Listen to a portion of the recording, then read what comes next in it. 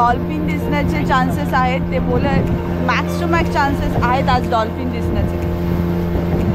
तर बघतो इथेच होता शपथ. आता आमची बोट आहे ती नाश्ता करायला थांबली आणि आम्ही मागवले उकडीचे मोदक आणि घावणे आणि चटणी यम. ते सुद्धा समुद्राच्या मध्ये खाडीत बोटीवर.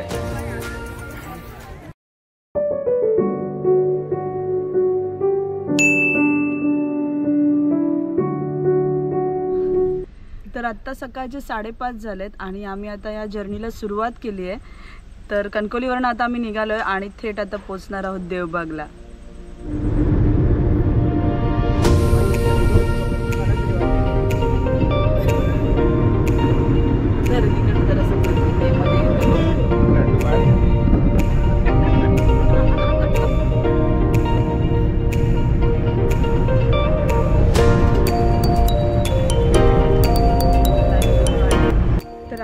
पोहोचलो आहोत तारकर्लीला मनोरमा होमस्टे इथे आणि आमच्याबरोबर आहे गौरव. त्याने सगळं आम्हाला बोटिंग वगैरे अरेंज करून दिले. तर मी बाकी सगळे डिटेल्स तुम्हाला या व्हिडिओमध्ये देतेच. तर आता आम्ही जात आहोत बोटिंगला. आता आम्ही होमस्टेकडून चालत जिथे बोट्स आणि लागतात तिथे आलो आहे आणि या ठिकाणी खूप साऱ्या पॉईंट्स आहेत. ते तुम्हाला एक मी पोस्टर दाखवते.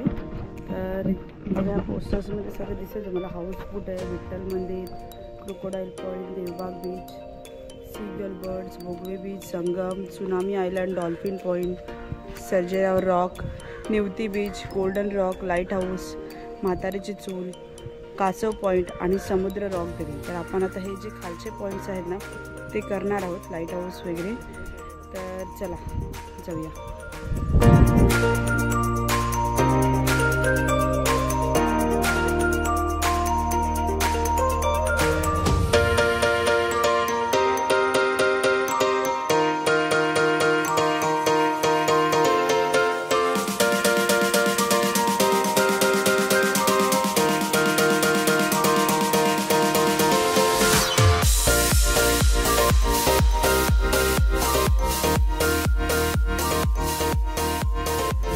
तर आता आम्ही पूर्ण रेडी झालो आहोत बोटिंग करायला, बोटवरून जायला. साधारण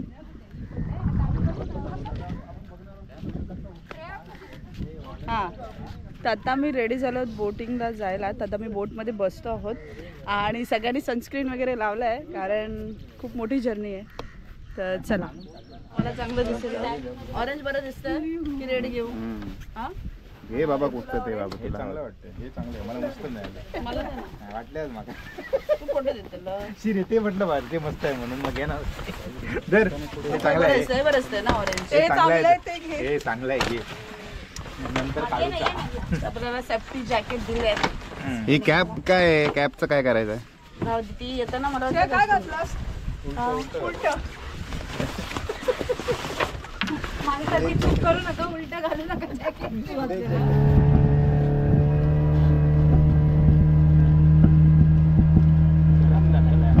गणपती बाप्पा मोरया.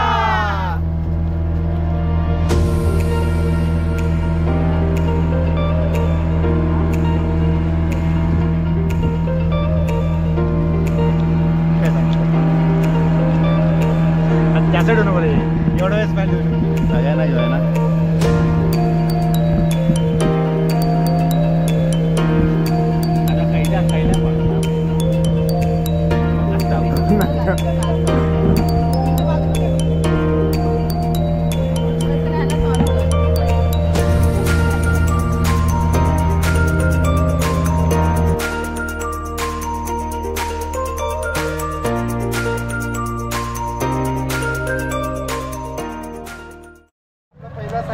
हाऊस बोट ही केरळला मॅन्युफॅक्चरिंग झालेली आहे बोट. या बोटीचं नाव आहे महालक्ष्मी हाऊस बोट. राजन कुमटेकर आहेत देवबागचे. त्यांची प्रायव्हेट बोट आहे. या बोटीमध्ये 2 AC रूम आहेत, 1 किचन रूम आहे. ही बोट ट्रॅव्हल करते इकडनं संगमपर्यंत. येऊन परत स्टँड बाय होते आणि संध्याकाळच्या 17 अपोजिट साईडला म्हणजे इकडे वरच्या साईडला तारकर्ली ब्रिज आहे तिथपर्यंत जाते आणि येऊन परत स्टँड बाय होते. या पूर्ण बोटीचा जो रेंट आहे एका रूमचा रेंट आहे 15,000 रुपये 24 तासाचा. आपण स्टे यांचा इकडेच असतो, स्टे इथेच असतो. हा स्टे बोटीचं नाही पण तो इथं की आतमध्ये ठेवतात स्टे? नाही स्टे इथेच असतो नाईटला, कारण संध्याकाळनंतर ते फिरवून नाही. ओके स्टे इथेच, फक्त दिवसाचे रनिंग करून आणतो.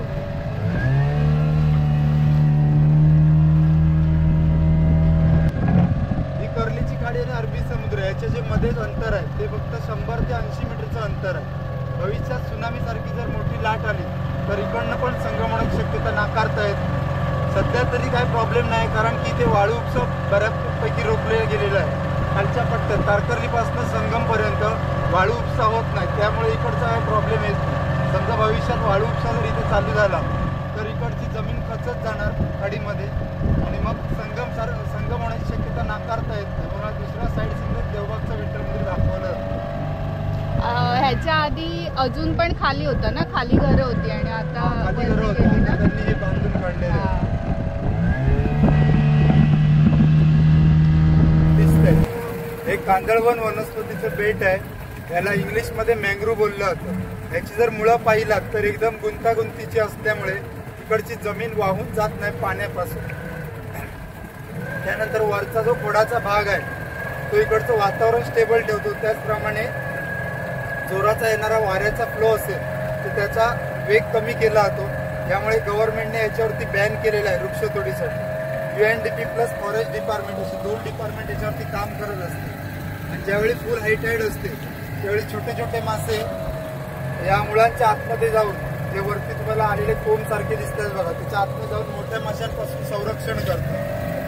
हे आहे फ्लोटिंग गार्डन तुम्ही म्हणू शकता. फ्लोटिंग कारण याची जी मुळं आहेत आत्ताच त्यांनी आपल्याला सांगितलं की ती जी आहे तेवढी गच्च असल्यामुळे ना या ठिकाणी कसं जंगल कसं झालेलं आहे आणि त्याचे खूप सारे ॲडव्हान्टेजेस आपल्याला त्यांनी सांगितले आणि त्यामुळे इथे वृक्षतोड करायला वगैरे सगळं पूर्ण अलाव नाही आहे फॉरेस्ट डिपार्टमेंटकडनं, कारण त्याचे खूप सारे ॲडव्हान्टेजेस आपल्या बायोडायव्हर्सिटीसाठी युजफुल आहेत.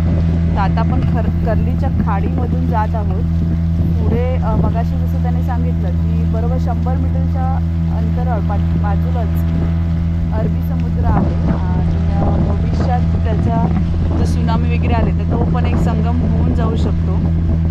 आता आपण कर्लीच्या खाडीमध्ये असल्यामुळे बोट खूप स्टेडी आहे, एकदम असा काही एक्सपिरियन्स येत नाही आहे. पण आता जेव्हा आपण ॲक्च्युली समुद्रात जाणार ना तेव्हा म्हणजे आपण लाईट हाऊसवर जातो तर तेव्हा आपल्याला बोटचा एक्सपिरियन्स दिसणार आहे.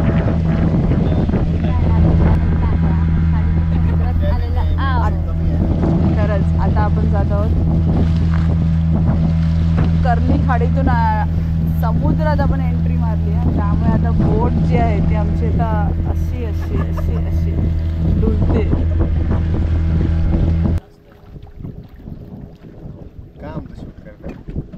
बोल का तरी. कसं आहे मंडळी, मी आहे श्रेया सावंत.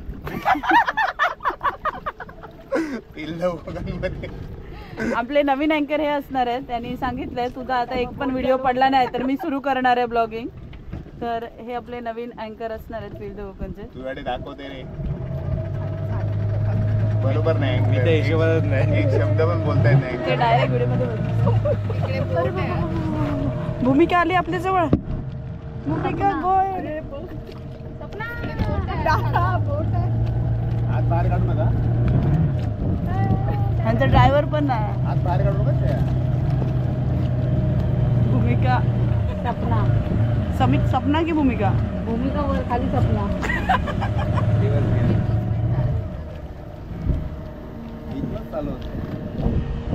आता आम्ही इंजिन लावलंय आणि आता फुल स्पीडने आता समुद्रात जातोय आतमध्ये आणि खूप मस्त वाटतंय सकाळच्या वातावरणात. तुम्ही जर प्लॅन केला तर असंच अर्ली मॉर्निंग या, खूप मस्त वाटतं आणि बाजूचं जे क्लायमेट आहे ना खूप सुंदर आहे.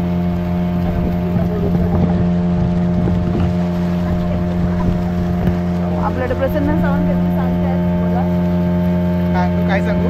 काय सांगते? बोलणार मी नंतर बोलणार नंतर बोलणार आहे तू.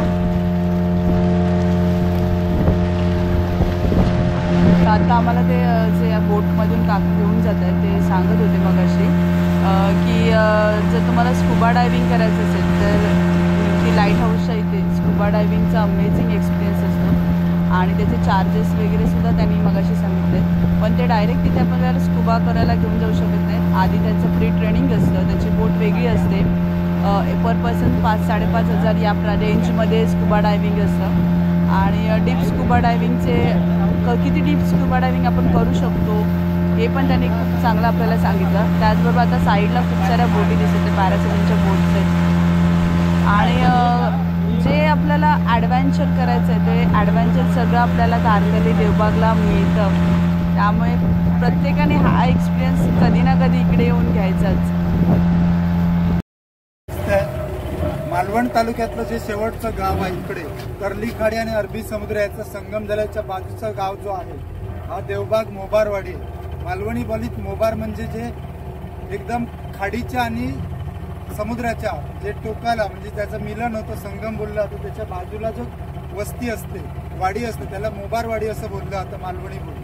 तर ही मोबारवाडी आणि हे जे मंदिर दिसतं हे शंकराचं आदस्थान असलेलं मोबारेश्वर मंदिर आहे.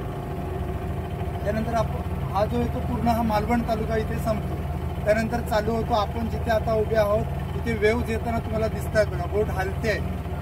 याला कर्लीची खाडी आणि अरबी समुद्र याचा संगम झालेला आहे. इथे याला संगम बोललं जातं. त्यानंतर थोडंसं आपण पुढे जातोय. पुढे गेल्यानंतर आपल्याला समोरचा जर डोंगर तुम्ही पाहिला समोरचा जो व्ह्यू आहे डोंगराचा हा मगर तोंड उघडून राहिल्यासारखा शेप आलेला आहे त्याला. याला क्रोकोडाईल शेप पॉइंट असं बोललं जातं. हा क्रोकोडाईल शेप पॉइंटचा जो डोंगर आहे हा वेंगुर्ले तालुक्यातील तो भोगवे गावचा डोंगर आहे. हा भोगवे गाव इथपर्यंत भोगवे गावची सीमा आहे. इथपर्यंत या आर्यवत हॉटेल आहे इथे या हॉटेलच्या इथपर्यंत भोगवे गावची सीमा आहे. मग पुढे तेरावळे गाव चालू होतं त्यानंतर कर्ली गाव चालू होतं. या ज्या भोगवे गावचं जे बीच तुम्हाला खाली दिसतंय हे भोगवे बीच आहे. पूर्ण साधारण 3.5-4 किलोमीटरचे बरोबर भोगवे बीच आहे. या भोगवे बीचवरती बऱ्यापैकी पिक्चरांची शूटिंग झालेली आहे. आहिस्ता आहिस्ता श्वास ही पोरगी कुणाची मनातल्या मनात या पिक्चरांची बऱ्यापैकी शूटिंग पण झालेली आहे. त्यानंतर आता आपण हा संगम क्रॉस करून वेव्ज क्रॉस करून आपण चाललोय डॉल्फिन बघायला. साधारणतः 1.5 ते 2 किलोमीटरची डॉल्फिन दिसत आहेत. बोटी तिथे दिसत आहेत आपल्याला. आपण जाऊ तिथे आपल्याला आजमावूया. जर दिसले तर आपले पण 100% दिसण्याचे चान्सेस आहेत. मी ते तुम्हाला दाखवतो. हो आता समुद्रामध्ये एंट्री झालेली आहे पूर्ण आणि आम्हाला डॉल्फिन दिसण्याचे चान्सेस आहेत. ते बोले मॅक्स टू मॅक्स चान्सेस आहेत आज डॉल्फिन दिसण्याचे. तर बघतो आम्ही पण डॉल्फिनच्या शोधात आहोत. कुठे इथेच होता शपथ. श्रेया हळू ना श्रेया आवाजाने तो ऑन कर झूम कर झूम. हवा समोर घे ना सौरभ घे ना प्रसन्न घे ना उभं राहून घे. उभं राहू शकत नाही. घे तिकडे जाते.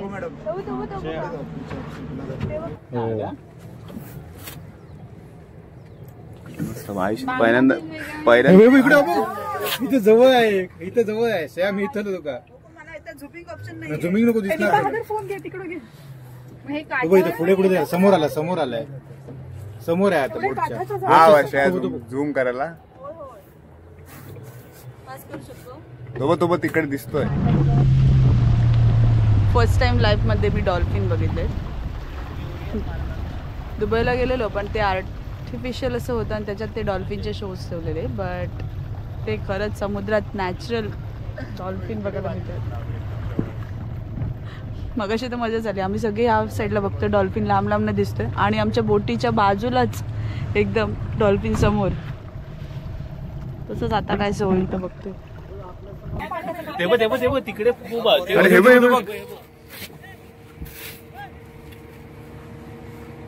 अरे बापरे केवढे रे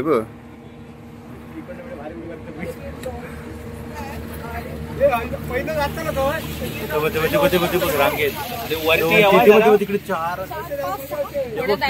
रांगेत येते डायरेक्ट बोटीत आहे. डॉल्फिनला जरा ट्रेन करा ना उड्या मारताना. मस्त. माणूस उपाशी बसलेला असतो. असं जाण्यात भेटलाच नसतं ना.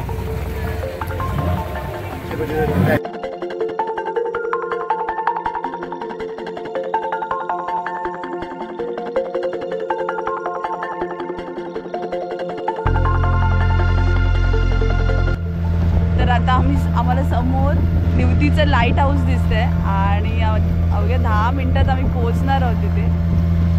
मी आता बोलणार होते एक्साइटमेंट खूप वाढली पण प्रसन्न बोलणार पुन्हा ते एक्साइटमेंटचं वाक्य बोलू नको पण बोलत नाही पण आहे एक्साइटमेंट खूप.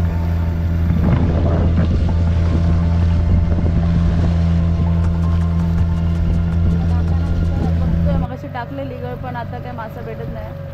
लीलाधर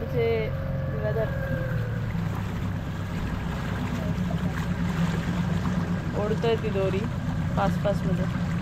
मिळाला का बांगडा सुरमई पापलेट काहीतरी एक पापलेट भेट. बांगडा तरी चालेल. बांगडे मिळू शकतात आपल्याला. काय आलं ए काय आला खोटा मासा आला. लावलेला हो आला खरं तू दोरी खेचतो ना तेव्हाच कळतं. मासा तर काय आम्हाला भेटला नाही. हा काय समोर आता आम्हाला दिसतंय लाईट हाऊस. मगापासून समोरच दिसतंय पण वाटतं ते समोर आहे पण अंतर खूप आहे. आत्ता पोहोचतोय आम्ही तिथे. बघूया. फिल्ड कोकण इन्स्टा लाईव्हवर आमचं चालू आहे. इन्स्टा लाईव्हवर फिल्ड कोकणचं लॉग इन इन्स्टा लाईव्ह चालू आहे आणि प्रसन्न सावंतचं लाईव्ह झालं. एकमेकांना लाईव्ह झालं. स्वतःचा चेहरा बघतोय तिकडे. स्वतःचा चेहरा बघतोय लाईव्हवर कसा दिसतोय ते.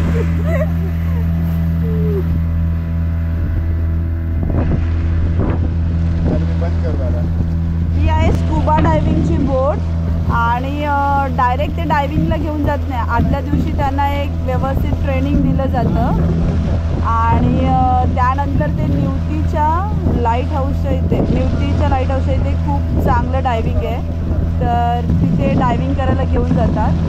त्याची कॉस्ट साधारण पर पर्सन 5,000 ते 5,500 आहे. बट पूर्ण डीप डायव्हिंग आणि खूप मस्त एक्सपिरियन्स आहे कारण तिथे माशांचे पण खूप प्रकार बघायला मिळतात आणि चांगलं आहे ते. सो ती बोट आता जाते निवतीच्या लाईट हाऊसवर. आम्ही पण तिथेच जाणार पण आज आमचा काही डायव्हिंग करायचा प्लॅन नाही आहे. डायव्हिंग करायचं असेल तर प्री प्लॅन यावं लागेल. समुद्रात सगळ्या ज्या लाटा आहेत ना त्या पूर्ण अशा वेव्ह झाल्या आहेत आता आणि बोट खूपच आमची आता डुलते. ओ माय गॉड कसं वाटतंय. मोबाईल माझा तू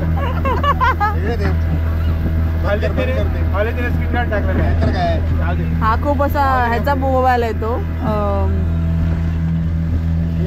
खूप परिस्थितीत वाचलेला असा मोबाईल आहे.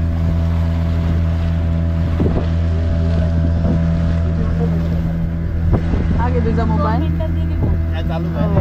चालू आहे.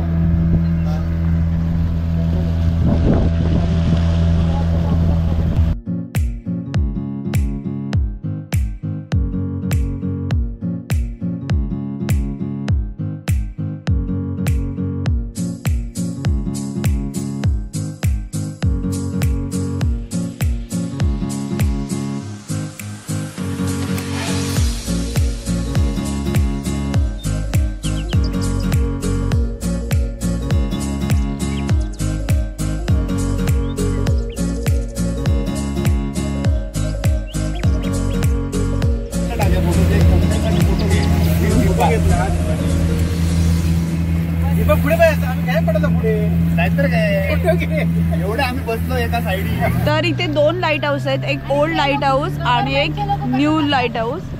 तर जायला आहे बोटीने. आपल्याला परमिशन नाही आहे तिकडनं. पाठवून एंट्री आहे तिथून.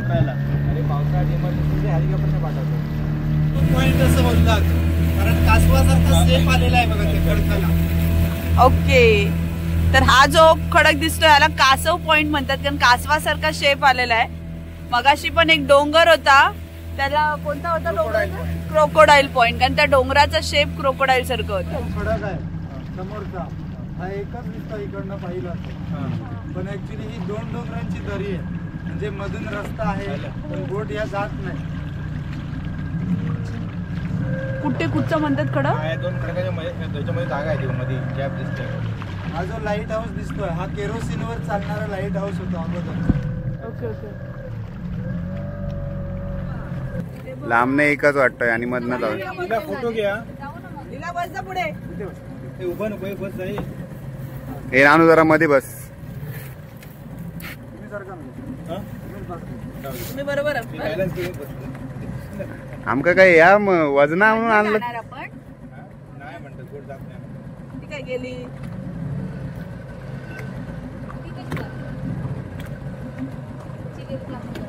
नको बाबा, हे रावण दे. येता तो पाठी येता परत. नाही रे, पुढे कमी आहे. हे घे, डोईचं नका, ते घे. तुला दिसणार बघ. तर मग हातातून घेतलं तरी चालेल. लांब नको. जवळ पकड, तुझ्या जवळ.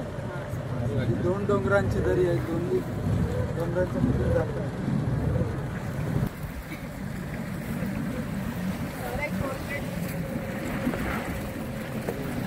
मी माझं वेगळं काम चालू आहे, शूटिंग चालू.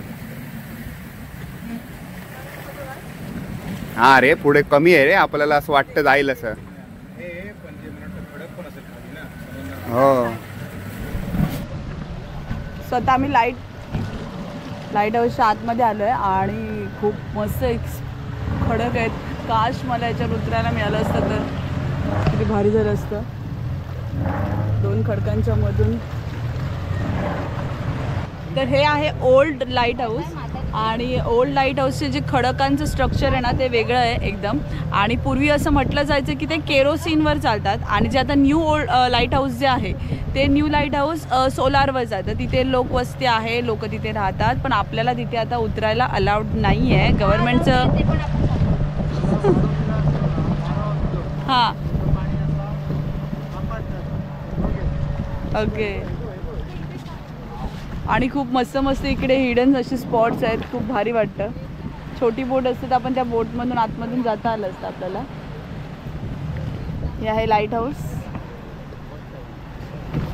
हे जे मध्ये मध्ये खडकांचे मधून जे असं पाणी जात आहे ना समुद्राचं, ते एकदम बालीला वगैरे, बाली नाही व्हिएतनामला वगैरे असे शॉर्ट्स तुम्ही बघितले असते, म्हणजे दोन्हीकडेचे बघितले असते, व्हिएतनामला स्पेशली. तर त्याच टाईपचं इकडे आपल्या कोकणात सुद्धा आहे. एवढ्या लांब जायची गरज नाही. तुम्हाला तो फील इकडे पण घेता येईल.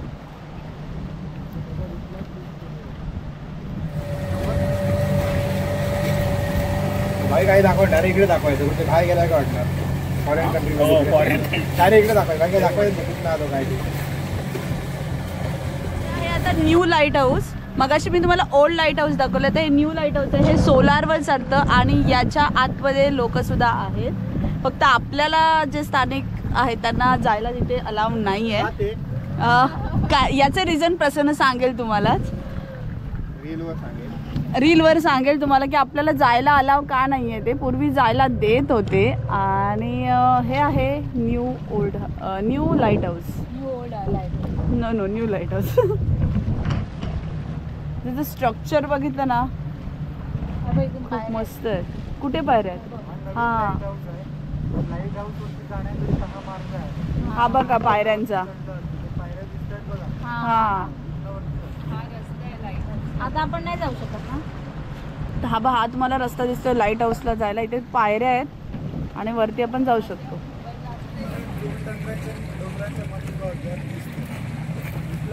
कुठचा?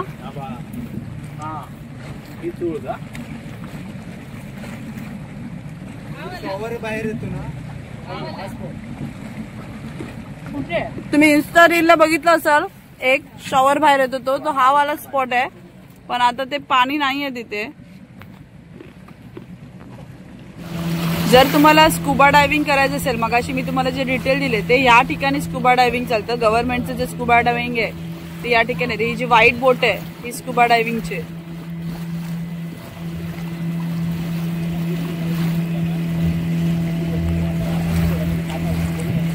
सो आता आम्ही रिटर्न जर्नी केली आणि रिटर्न जर्नीमध्ये आम्हाला निवती बीच, भोगवे बीच, निवती किल्ला हे लांबून आम्ही असं प्रेडिक्ट केलं हे असणार आहे, हे ते असणार आहे. आणि आता आपण जात आहोत गोल्डन रॉकला. हा समोरचा गोल्डन रॉक आहे.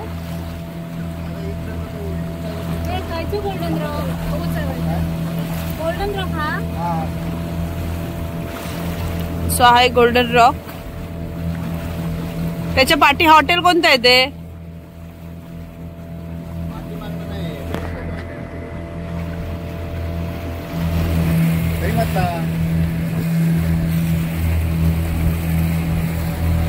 इकडे मस्त आहे, खाली माड पाठी वगैरे जागा. सौरभ आपल्या कॉलेजच्या आठवणी सांगतोय की तो निवती बीच त्यांचा कॉलेजच्या नावाखालच्या आठवणी आहे. कॉलेजच्या नावाखालच्या आठवणी आहे. तर निवती बीचवर यायचे, जेवण करायचे आणि जेवायचे. आय थिंक ते कॉलेजला जायचेच नाही. टेस्टला पण इथेच पाडलेला आम्ही. हा तो रील होता तुमचा, त्याला पालाट मारून पाडला ते. कुठे बघ त्याचीच असेल बोट.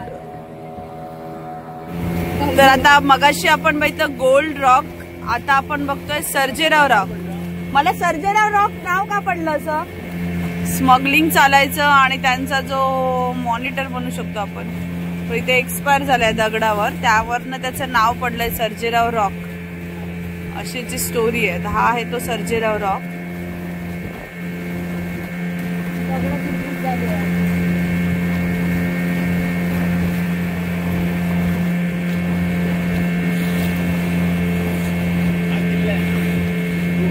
आणि हा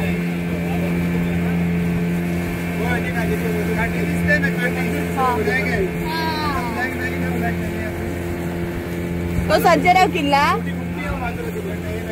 हा हा हा हा आठवला. इथे गेल्यावर हा बीच कोणता आहे? हा भोगवे. हा बीच कोणता आहे? हा हो माडाची झाडं भोगवे.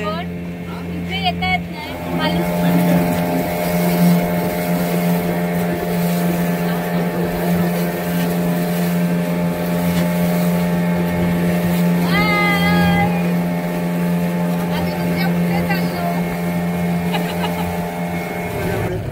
जी हाईट होती ती पसरली गेली. त्याच्यामुळे इकडचे वॉटरस्पोर्ट ऍक्टिव्हिटी ट्रान्सफर करून मोरेश्वरला ट्रान्सफर केलेली आहे. कारण की तिकडनं तुम्ही उतरलात बोटीत ऍक्टिव्हिटीसाठी तर पाण्याच्या फ्लोने वाहत जायचं, त्याच्यामुळे तिकडे ट्रान्सफर करण्यात आलेली आहे. हा पहिलं बोटिंग व्हायचं इथं व्हायचं. पहिलं बोटिंग व्हायचं इथं व्हायचं ना. हा आपण इथे केले. इथे होतं माझं पाणी भरलं. हा सुनामीच्या मध्ये आलं ना दोनदा आलं. हा जो गाव दिसतोय ना, हा तेरवळे गाव आहे. तेरवळे गाव. हा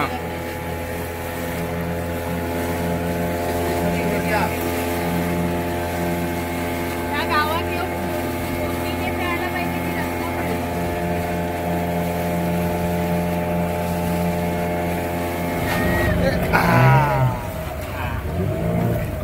यांनी शिकवतात की नाही? कशात जातं जायचं डायरेक्ट?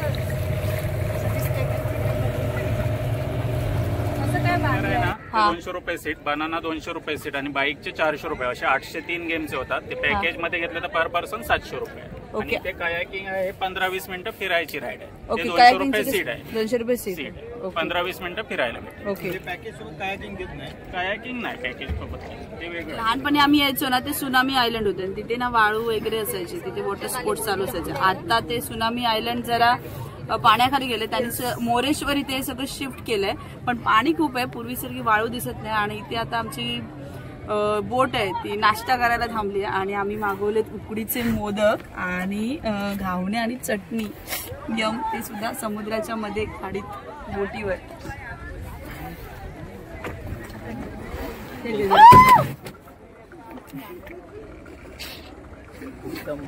आपण व्हिडिओ घे. आपण व्हिडिओ घे. मला फोटो काढायचा. घावणे आणि चटणी मिक्स झालेली आहे.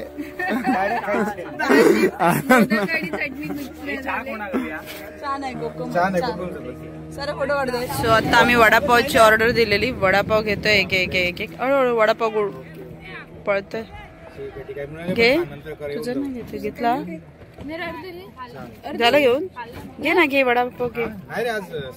सो हा आता माझ्यासाठी राहिला वडापाव. सो आता आम्ही आलोय रिटर्न जर्नी बॅक टू खलाशी 8 टाका ते.